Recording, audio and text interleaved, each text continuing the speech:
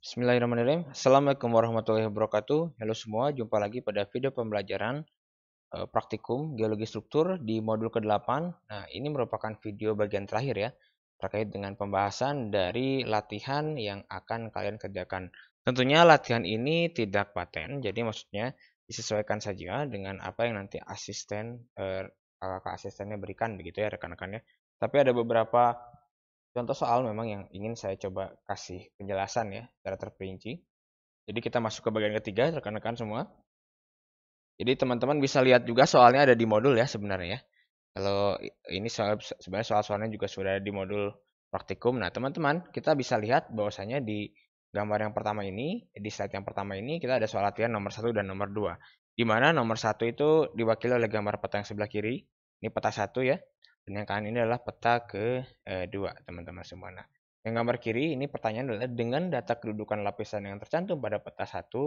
Nah, tentunya teman-teman harus mengetahui dulu ya di sini bagaimana cara penulisannya. Jadi ini ada strike, ini kan north to west 45, north 45 to west dengan dipnya 80. Kalau yang ini berarti north to east 18 begitu ya, teman-teman ya. Dan hati-hati juga kalau teman-teman lihat yang seperti ini ya. Nih, lihat yang seperti ini hati-hati juga. Ini sebenarnya north to west 83 begitu kan ya. Jadi silakan nanti disesuaikan dengan kaidah-kaidah penulisan struktur. Nah, teman-teman, jadi kita lihat yang tanya pada peta 1, konstruksikan diagram beta dan diagram kutub S-pole. Berapa arah penujaman sumbu lipatan?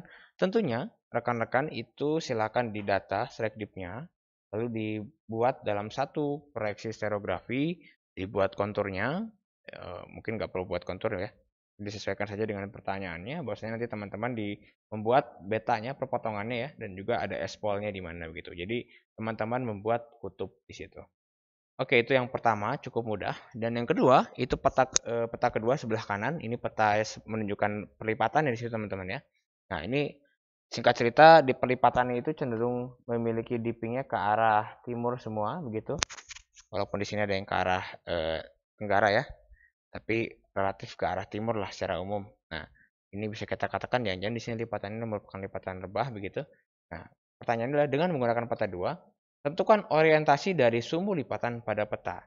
Tegaskan dengan membuat diagram kutub. Nah, sama juga dengan nomor 1, teman-teman membuat S-pole-nya di mana dan tentukan axial plane-nya.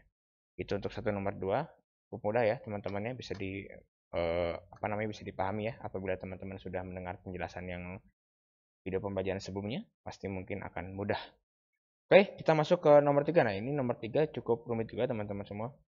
Jadi harusnya ada sampai E nih kalau di modul, tapi saya mungkin kerutkan saja. Dengan menggunakan data pada peta 3, it means peta 3 itu yang ini. Konstruksikan dalam kontur dari kutub. Dalam kontur dari kutub.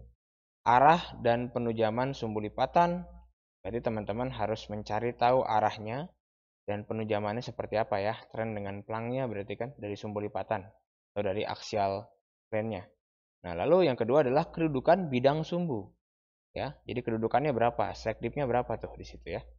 Dan yang ketiga adalah perikan, atau perikan itu dalam bahasa yang kita kenal yang mungkin teman-teman lebih mudah dimengerti adalah interpretasi. Interpretasikan bentuk lipatan, sketsa pada peta, ya.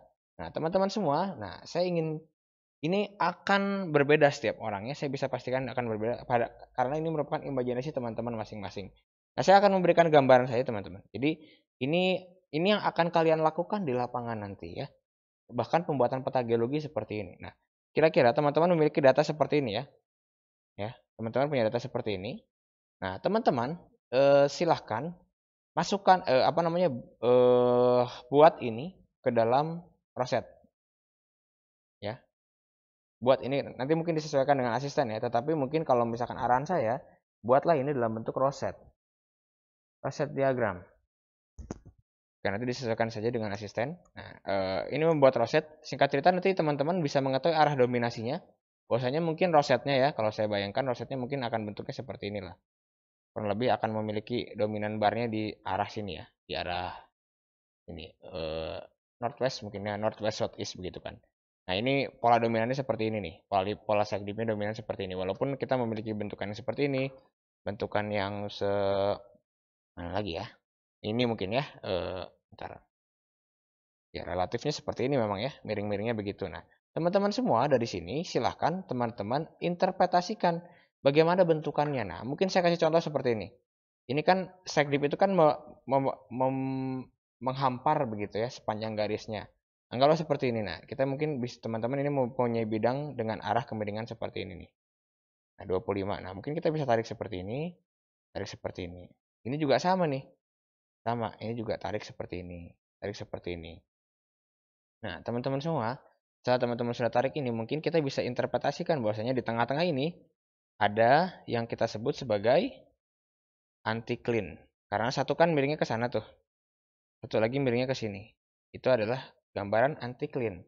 Kalau kita bikin penampang dari gambar ini, saya bikin penampang coba ya. Nah, saya penampang nih gini, saya tarik garis A, garis B gitu kan. Nah, berarti kalau saya bikin penampang itu kan ini. Ini ada B, ini ada A. Satu miringnya ke sini kan 75 mungkin ya. Satu lagi miringnya 30. Kita akan menemukan gambar lipatan seperti ini. Tentunya ini adalah gambar dari anti-clean. Oke ya teman-teman, kita lanjut ya.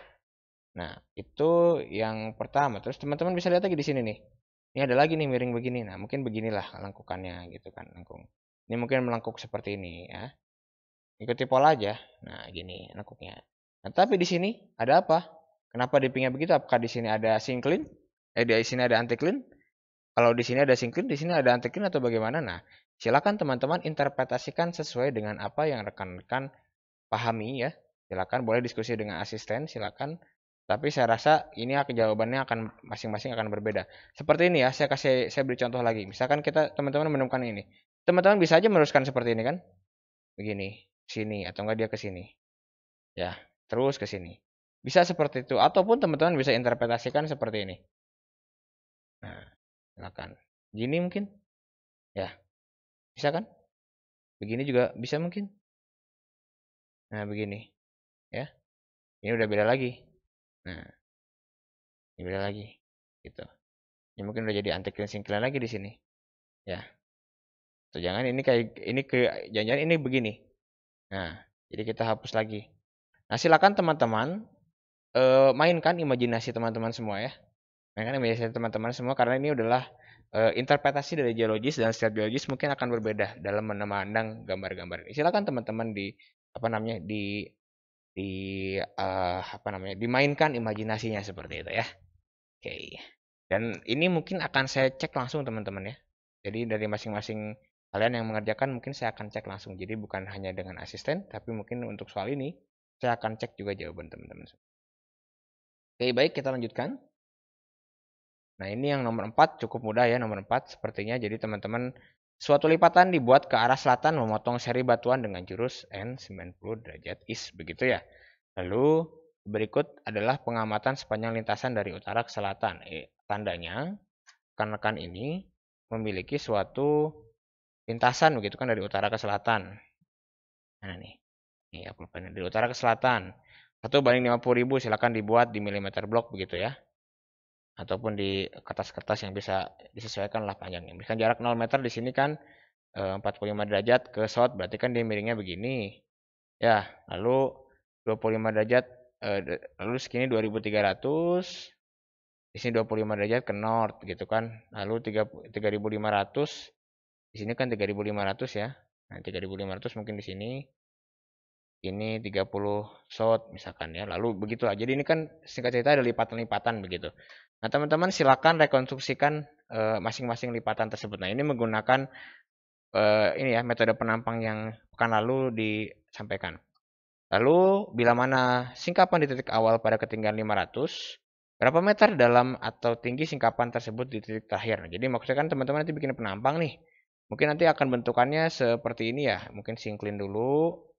Ya, baru ada anti-clean. Kayak gini lagi. Dan terakhir kemana miringnya? Ke south ya. 1, 2, 3. South, north, south. Nah, gini. Nah, mungkin akan begini gitu ya. Nah, ini kita start dari 500 kan mungkin ya. Teman-teman tinggal pakai penggaris saja. Di mana apakah ini yang lebih tinggi atau apakah ini yang lebih tinggi lah ukur penggaris. Nah, di titik tertinggi kan. Titik terakhir itu di sini. Berarti titik ini berapa meter gitu. Oke, lalu singkapan di titik 5300 adalah sama dengan titik C. Ini khusus untuk poin C ya. Sama dengan titik 7000. Maksudnya adalah ini dua lapisan terakhir itu harus nyambung teman-teman semua. Tentukanlah interpolasi dip antara jarak 5300 dan 700. Jadi ini singkat cerita, dia punya 48 derajat north, berarti kan mungkin terjelas seperti ini, satu lagi 30 south gitu. Kalau kita gunakan metode yang biasa kan mungkin begini ya temunya ya. Nah, mungkin begini gitu ya. Mungkin begini. Nah, tetapi ini harus nyambung. Silakan teman-teman dibuat, disesuaikan begitu. Oke, baik. Mungkin saya, satu lagi ya. Satu lagi teman-teman. Nah, ini soal nomor 5. Nah, ini lebih mudah. Data di bawah ini adalah hasil pengukuran data lapangan. Nah, singkat cerita, ada pengukuran data lapangan seperti ini ya, di mana ini adalah strike dan dip. Ini nilai strike-nya, ini nilai dip-nya begitu ya. Ini kan 330, di sini 43. Nah, data pengukuran pada bidang lapisan. Oke. Buatlah diagram konturnya. Silakan dibuat konturnya menggunakan kalkir ya. Diwarnai ya teman-teman ya. Jadi 1, 2, 3 silakan diwarnai dan jangan lupa diberikan keterangan. Oke, yang kedua adalah jelaskan bentuk simetri dari lipatan-lipatan sebenarnya. Silakan dijelaskan apakah asimetri atau simetri, bagaimana bentukannya. Silakan dan tentukan pelang rata-ratanya. Ini cukup mudah. Silakan nanti dirujuk lagi di modulnya maupun di video pembelajaran yang sudah diberikan. Oke, baik, mungkin saya cukupkan saja penjelasan untuk contoh-contoh soal latihan. Silakan teman-teman mengerjakan dan terima kasih atas perhatiannya. Ya, mudah-mudahan kita bisa bertemu lagi di modul selanjutnya. Tentunya teman-teman semakin semakin apa namanya? Semakin menuju akhir, tentunya tingkat kesulitannya semakin berbeda ya. Diharapkan teman-teman bisa semakin perform pada saat pengerjaan. Oke, terima kasih. Mudah-mudahan kita bisa bertemu lagi di pembelajaran selanjutnya. Mohon maaf apabila saya ada kesalahan kata maupun perbuatan, mohon dimaafkan. Dan insya Allah videonya bermanfaat. Terima kasih atas perhatiannya. Assalamualaikum warahmatullahi wabarakatuh.